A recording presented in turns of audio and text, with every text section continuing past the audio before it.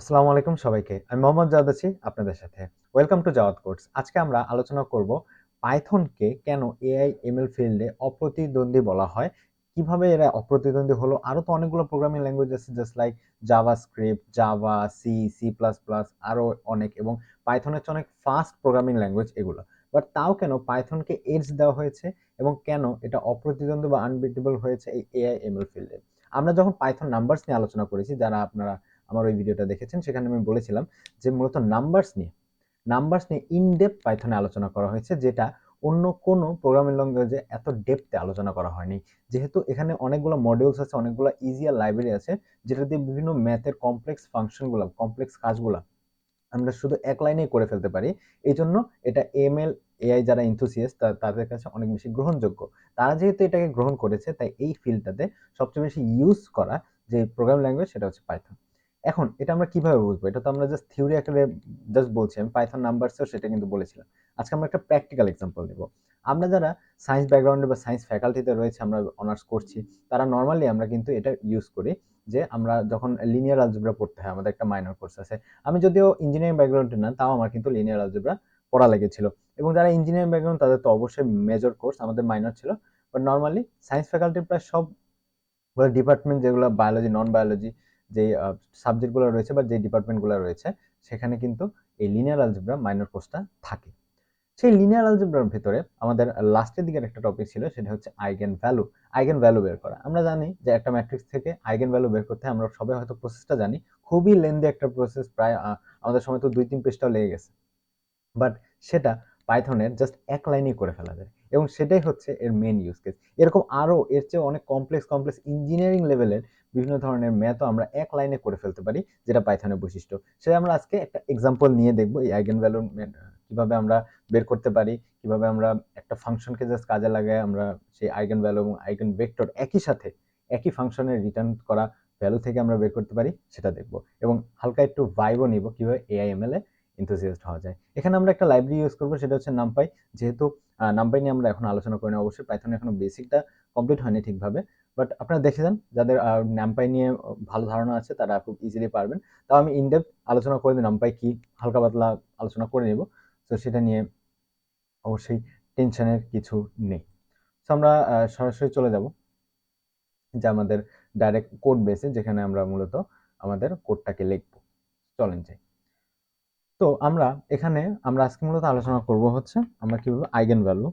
So eigen যে value রয়েছে, eigen value I guess আপনারা দেখতে পাচ্ছেন ক্লিয়ারলি ভিজিবল, সমস্যা নেই। আইগেন ভ্যালু এন্ড আইগেন যে ভেক্টর আমাদের বের করতে হতো, আমাদের এক্সামেও কিন্তু অনেক সময় এসেছে এবং আমি যখন ইয়ার ফাইনাল দিয়েছি সেখানেও কিন্তু এসেছিল। তো আইগেন ভ্যালু এবং আইগেন ভেক্টর, তো সেটা আমাদের বের করতে হবে, তাই তো? আচ্ছা, তো এখানে আমরা রান করেছি, সেখানে কানেক্টিং দেখাচ্ছে, একটু টাইম লাগবে। তো এখানে আমাদের যেটা ব্যবহার করা লাগবে একটা লাইব্রেরি, সেটা হচ্ছে নামপাই। নামপাই খুবই ফেমাস, বিশেষ করে নাম্বার নিয়ে খেলা করার জন্য। এটার পূর্ণরূপই হচ্ছে নিউমেরিক্যাল পাইথন। এটা মূলত এসেছে কিভাবে? এভাবে, নাম প্লাস পাই মিলে হয়েছে নামপাই, এবং সেটা মূলত বোঝায় বা এটার ফুল ফর্ম হচ্ছে নিউমেরিক্যাল পাইথন। মানে পাইথনে যত নিউমেরিক্যাল অ্যাক্টিভিটি আছে সেটা খুব ফাস্টলি অ্যাক্টিভ করার জন্য মূলত এই লাইব্রেরিটা। আচ্ছা, তো এটা কেন ইউজ করব বা কেন ইম্পোর্ট করব সেটা আমরা আজকে জানবো, বা আজকের এক্সাম্পলটা মূলত এটা ইউজ হবে, কিভাবে ইউজ হবে সেটা আমরা এক্স্যাক্টলি এক্সপ্লেন করেও দেখবো। আচ্ছা, তো ফার্স্টে আমাদের এটা ইম্পোর্ট করা লাগে, আমরা জানি যে মডিউল আমাদের কিন্তু ইম্পোর্ট করা লাগে। এখন আপনি যদি এটা লোকালি রান করেন, এই গুগল কোল্যাবে আমি আছি, এবং গুগল কোল্যাবের এটা সুবিধা যে ও অলরেডি কিছু ইম্পর্টেন্ট লাইক নামপাই, পান্ডাস, কিছু ইম্পর্টেন্ট যে লাইব্রেরি যেগুলো নিয়মিতই আমরা ইউজ করে থাকি এএমএল এ বা ডাটা সায়েন্সের ক্ষেত্রে, সেগুলো ও অলরেডি ইনস্টল করে রাখে, আমাদের জাস্ট ইম্পোর্ট করা লাগে। কিন্তু আপনি যদি লোকালি রান করেন নোটপ্যাডে, বা আপনি যদি জুপিটার নোটবুক আপনার পার্সোনাল পিসিতে লোকালি রান করতে চান বা ভিএস কোডে আপনি রান করতে চান, সেক্ষেত্রে আপনাকে কিন্তু পিপ ইনস্টল করে নিতে হবে। এটা নিয়েও আমি অলরেডি পিপ ইনস্টল কিভাবে করা লাগে সেটা নিয়ে আমরা ভিডিও দেখিয়েছিলাম, যখন আমরা মূলত আমরা পিডিএফ এ কনভার্ট করেছিলাম, তাই না? ডক্স থেকে পিডিএফ এ কিভাবে কনভার্ট করা লাগে ওই ভিডিওটা আপনি যদি না দেখে থাকেন, অবশ্যই ডেসক্রিপশন বক্সে লিংক দেওয়া থাকবে, আপনারা দেখে নেবেন। আচ্ছা, তো আমাদের ফার্স্টে কি করা লাগবে? যেহেতু একটা মডিউল টাইপের লাইব্রেরি, সো এটাকে আমাদের ইম্পোর্ট করা লাগবে। তো ইম্পোর্ট করব কি? ইম্পোর্ট নাম্বার, একেবারে বেসিক নামপাই, সে অ্যাজ এনপি। কেন অ্যাজ এমপি বলতে? আমরা নামপাইকে এনপি হিসেবে পরবর্তী লাইনে যখন আমি নামপাই ইউজ করব সেখানে আমি জাস্ট এনপি লিখবো। কেন? এটা সুবিধাটা কি, যাতে নামপাই পুরাটা লেখার চেয়ে জাস্ট এনপি দিয়ে ডিনোট করা বেটার, এবং প্রোডাকশনেও কিন্তু এটা সবসময় ইউজ হয়। আপনারা যদি অন্যান্য কোড বেস দেখেন সেখানেও নামপাইকে অ্যাজ এনপি, অ্যাজ বলতে মাঝখানে অ্যাজ কিওয়ার্ডটা দ্বারা বোঝায় নামপাইকে আমি ইউজ করব বাট লিখবো এনপি। যদি আমি এনপি লিখি তাহলেই বুঝে ফেলবে কোড বেস কি, পাইথন বুঝে ফেলবে যে আমি নামপাই থেকেই আমরা কোনো মডিউল বা ফাংশন নামাতে যাচ্ছি। সেটা বুঝে গেলাম। এখন ইম্পোর্ট করলাম। ইম্পোর্ট করার পর আমরা একটা ম্যাট্রিক্স লিখতে হবে, তাই না? আমরা ম্যাট্রিক্সের ভিতরেই তো কাজটা করতাম। এই যে একটা ম্যাট্রিক্স লিখে ফেললাম। আচ্ছা, এটা আসলে কি? এটা হচ্ছে একটা স্কোয়ার ম্যাট্রিক্স। আমরা জানি যাদের ম্যাট্রিক্সের বেসিক হচ্ছে, আমাদের কিন্তু ইন্টারও কিন্তু ছিল কি ম্যাট্রিক্স নির্ণায়ক, এগুলো ছিল, তাই না? Determinant and matrix. তো সেখানে আমরা জানতাম স্কোয়ার ম্যাট্রিক্স। এটা কেন স্কোয়ার ম্যাট্রিক্স? এখানে দেখতে পাচ্ছি যে 2 বাই 2 একটা ম্যাট্রিক্স। আচ্ছা, এটা আছে কিভাবে? এটা অনেকের কোশ্চেন লাগতে পারে। সো আমরা এটাকে একটু আঁকিবুকি করে দেখি। এটা আসলে এভাবে আছে। তো থার্ড ব্র্যাকেট ইনক্লোজ, এবং এটা মূলত আছে এইভাবে। হ্যাঁ, আচ্ছা, এটা বেশি গ্যাপ নিয়ে ফেলছে। তো মূলত এটা এইভাবে আছে। এটা কি 2 বাই 2? এটা কি অবশ্যই 2 বাই 2। এই 2 বাই 2 একটা ম্যাট্রিক্স। এটা একটা 2 বাই 2 ম্যাট্রিক্স কিভাবে বুঝলাম? এই যে প্রথমে একটা ব্র্যাকেট আছে, তার ভেতর আবার আরেকটা। তাহলে এখানে কি রয়েছে? মূলত এখানে যেটা রয়েছে সেটা হচ্ছে দুইটা রো রয়েছে। এটা একটা রো, তারপরে কি এটা একটা রো, তাই না? দুইটা রো।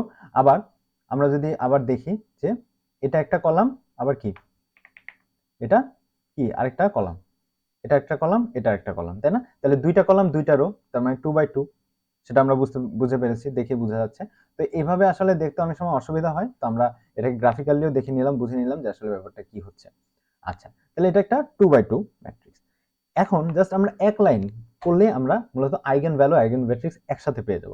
কিভাবে? নামপাই ইউজ করে। এখানে আমাদের ফার্স্টে নামপাইকে কল করা লাগবে, আমরা জানি। পরবর্তীতে আমরা যখনই নামপাই ইউজ করব আমাদের এনপি লিখলেই হবে, কারণ আমি আগেই বলে দিয়েছি যে ইম্পোর্ট নামপাই অ্যাজ, নামপাইকে ইম্পোর্ট করো অ্যাজ কি নাম অনুসারে? এনপি। তাহলে আমরা এনপি ইউজ করলে আমরা নামপাইকে ব্যবহার করতে পারবো। আচ্ছা, এনপির ভেতরে ডট দিয়ে অনেকগুলো ফাংশন, আরো নামপাইয়ের ভেতরে আবার অনেকগুলো মডিউল। এটা একটা লাইব্রেরি, লাইব্রেরির ভেতরে অনেকগুলো মডিউল আছে। মডিউলের ভেতরে আমাকে বের করতে হবে লিন অ্যালগ। কেন লিন অ্যালগ? তারপরে আমাদের এই লিন অ্যালগের ভেতরে, এই লিন অ্যালগ কি একটা মডিউল, এই মডিউলের ভেতরে অনেকগুলো ফাংশন রয়েছে। এই ফাংশনের মধ্যে আমার, যেহেতু আমি আইগেন ভ্যালু বের করব, ম্যাথের অনেকগুলো কমপ্লেক্স ম্যাথমেটিক্সের যে কনসেপ্ট সেগুলো সবগুলোরই ফাংশন রয়েছে। বাট আমরা যেহেতু আইগেন ভ্যালু বের করব, তাই আমাদের লিখতে হবে ইআইজি। ইআইজি লিখে আমরা যদি ফাংশনটা কল করে দিই, দ্যাটস ইট। এখন আমাদের কি করা লাগবে? এখন আমরা এটা কি লিখেছি সেটা আমাদের বুঝতে হবে। আমরা ফার্স্টে লিখেছি এনপি। এনপি মানে আমরা নামপাই থেকে, মূলত এনপি ডট মানে নামপাইয়ের ভেতরে। নামপাইয়ের ভেতরে একটা মডিউল হচ্ছে লিনিয়ার। এখন খেয়াল করো, আমরা লিনিয়ার আলজেব্রা কোর্সেই কিন্তু আইগেন ভ্যালু, আইগেন ভেক্টর পড়েছি, তাই না? তাহলে এটা লিনিয়ার কেন বলা হয়েছে? কারণ লিনিয়ার আলজেব্রা, এটার ফুল ফর্ম কি? Linear algebra. লিনিয়ার আলজেব্রার ভেতরের যে কনসেপ্টগুলো, তারপর আমরা ডট দিয়ে লিখবো। তো লিনিয়ার আলজেব্রার অনেকগুলো কনসেপ্ট ছিল, এর মধ্যে একটা ছিল আইক বা আইগেন ম্যাট্রিক্স। তাহলে আমরা এই জন্য লিনিয়ার ভেতরে, লিনিয়ার একটা মডিউল, ধরো একটা ফাইল, লিনিয়ার একটা ফাইলের ভেতরে অনেকগুলো ফাংশন থাকতে পারে। এর মধ্যে একটা ফাংশন হচ্ছে আইগেন, কারণ এটা আইগেন ভেক্টর বা আইগেন ভ্যালু যেটা, সেটা মূলত লিনিয়ার আলজেব্রারই একটা কনসেপ্ট। এই জন্য লিনিয়ার আলজেব্রার ভেতরেই মূলত আইগেন ভেক্টরকে তারা রেখেছে। তারা খুবই ভালোভাবে জানে যারা মূলত এটা আবিষ্কার করেছে, বা নামপাইকে যারা ডেভেলপ করেছে, নতুন নতুন ফাংশন আনতেছে, আরো প্রতিদিনই ধরা যায় নতুন নতুন কিছু আসতেছে নামপাই। সো খুবই অ্যাক্টিভ একটা প্রজেক্ট, আপনারা চাইলে দেখতে পারেন। এখন এই যে এখন ওকে তো জাস্ট কল করলে হবে না, আমাকে তো বলা লাগবে আচ্ছা কোন ম্যাট্রিক্সের জন্য আমরা আইগেন ভ্যালু, আইগেন ম্যাট্রিক্স বের করবো, তাই না? তো আমরা যে ব্র্যাকেট বা প্যারেন্থেসিসের ভেতরে আমাদের প্যারামিটার, তো প্যারামিটারের ভেতরে আমাদের মূলত এটা দিতে হবে। এটা কি? এটাই হচ্ছে মূলত কি স্কোয়ার ম্যাট্রিক্স। আমরা এখানে কি করেছি? এখানে কিন্তু আমরা একটা স্কোয়ার ম্যাট্রিক্স জেনারেট করেছি। জেনারেট করা বলতে কি, আমরা যদি পাইথনে দেখি, পাইথনে আমরা থার্ড ব্র্যাকেটে কি লিখতাম? আমরা মূলত কি লিখতাম থার্ড ব্র্যাকেটের ভেতরে? থার্ড ব্র্যাকেটের ভেতরে আমরা লিখতাম হচ্ছে লিস্ট, তাই না? পাইথনে ছিল লিস্ট। কিন্তু এই লিস্টটা, এই যে লিস্টটা রয়েছে, লিস্টটা যখনই অ্যারের মধ্যে আমরা পাস করে দিব, সেটা ট্রান্সফর্ম হয়ে যাবে ম্যাট্রিক্স। নর্মাল আমি যদি পাইথন ইউজ করি তাহলে এটা কি? এটা একটা লিস্ট, বা অনেক জায়গায় বলতে পারো অ্যারে। কিন্তু যখনই আমি নামপাই অ্যারে কল করে তার ভিতরে এই লিস্টটা দিয়ে দিব, সেটাই সে কি করবে? নামপাই নিজে নিজে কি করবে? লিস্টটাকে ম্যাট্রিক্সে কনভার্ট করবে। ম্যাট্রিক্সে কনভার্ট করে সেটা মূলত এ ভ্যারিয়েবলে স্টোর করছে। তাহলে এখন এ ভ্যারিয়েবলে আছে কি? একটা ম্যাট্রিক্স। এই ম্যাট্রিক্সে আমরা মূলত এই আইগেন যে ফাংশনে প্যারামিটারে দিয়ে দেব। দিলে কি হবে, ওর তো কনটেক্সট লাগবে। আচ্ছা আমাকে তো ডাকা হয়েছে, কিন্তু কোন কনটেক্সটে কি আসলে কি জন্য ডাকা হয়েছে, কার জন্য ডাকা হয়েছে, আমরা কোন ম্যাট্রিক্সটাকে আমরা মূলত আইগেন ভ্যালু বা আইগেন ভেক্টরে রূপান্তর করবো, আমি তো জানি না। তো আমাকে তো জানাতে হবে। তাহলে এখানে আমরা এ দিয়ে বুঝালাম এই যে এ যেই ম্যাট্রিক্সটা রয়েছে, এই ম্যাট্রিক্সটাকে তুমি আইগেন ভ্যালু আর আইগেন ভেক্টর বের করো। ও কি করবে, ভেতরে আমরা যে ইনার ওয়ার্কিংটা করি, আমরা মূলত অঙ্কে অনেক লেন্দি একটা অঙ্ক করি, এই অঙ্কের সবকিছু এই ফাংশনে লেখা আছে। আমি যখনই প্যারামিটারটা দিয়ে দিব এই প্যারামিটার, তখন ও এই প্যারামিটারটাকে নিবে, নিয়ে ম্যাট্রিক্সটাকে নিয়ে তারপর সে ওর মতো কাজ করতে থাকবে, ওই সেম প্রসেসে কাজ করে আমাকে জাস্ট রিটার্ন করে দিবে আমার যেটা লাগবে। কি কি লাগবে, আইগেন ভ্যালু আর আইগেন ম্যাট্রিক্স। আচ্ছা আমরা পাই কিনা সেটা দেখি। তো আমরা যখনই রিটার্ন করব, তো আমরা এক জায়গায় স্টোর তো করতে হবে, তাই না, eigen value eigen matrix.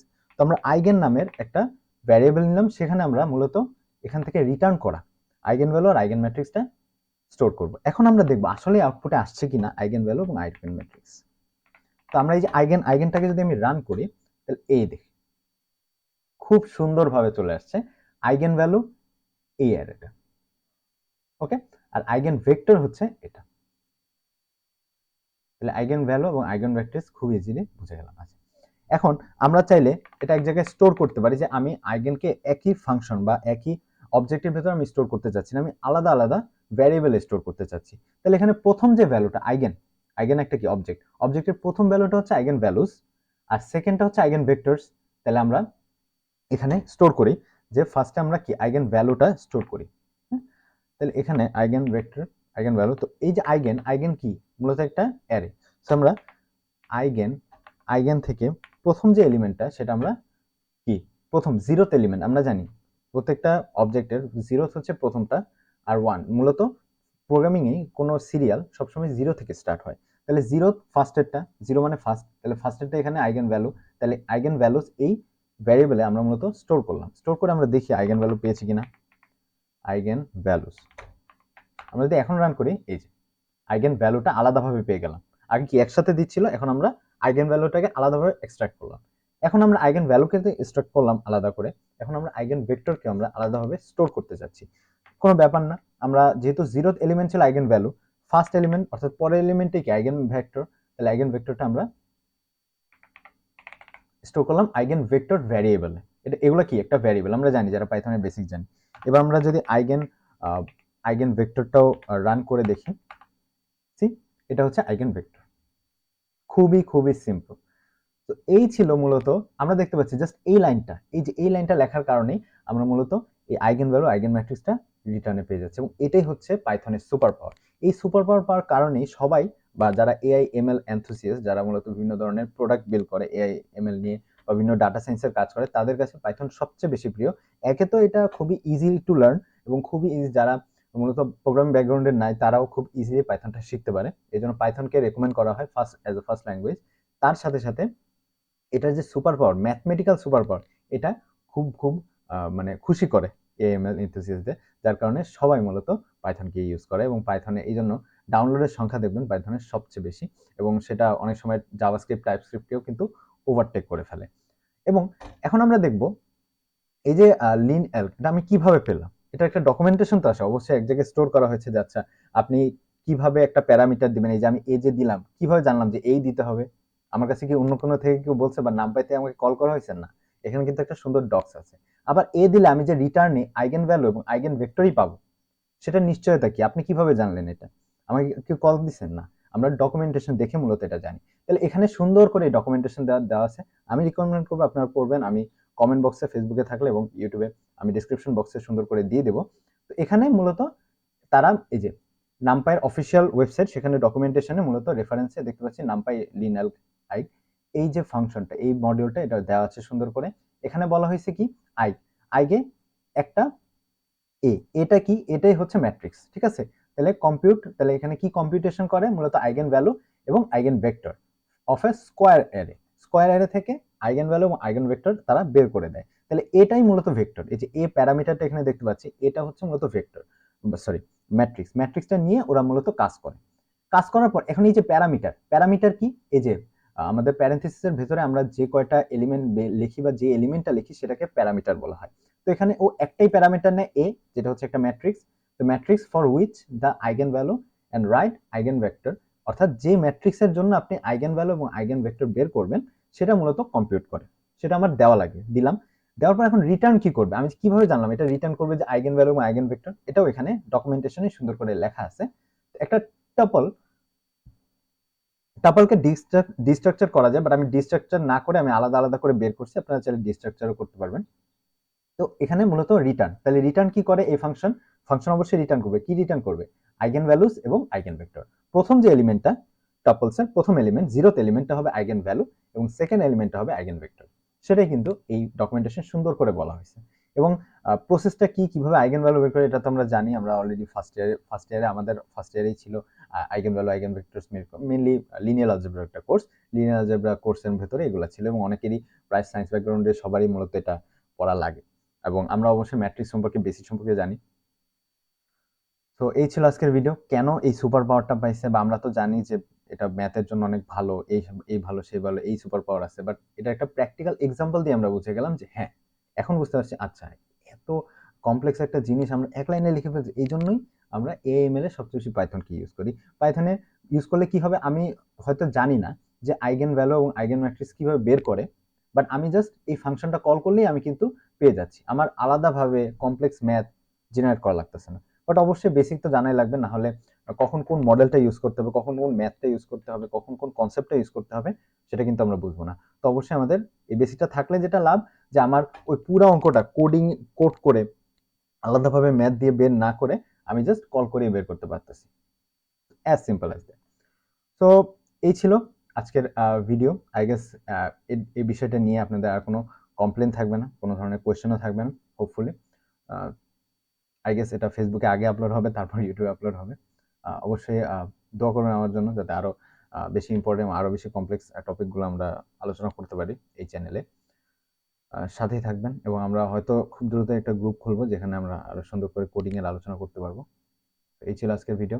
I guess আপনাদের সকল কনসেপ্ট ক্লিয়ার হয়ে গেছে। তার যদি কোনো কনফিউশন থাকে অবশ্যই কমেন্ট করে জানাতে পারবেন আমাকে। তো থ্যাংক ইউ সো মাচ। ইনশাআল্লাহ দেখাবো অন্য কোনো ভিডিও, সামনে কোনো আরো ইম্পর্টেন্ট ভিডিও নিয়ে। সে পর্যন্ত ভালো থাকবেন, সুস্থ থাকবেন। আল্লাহ হাফেজ।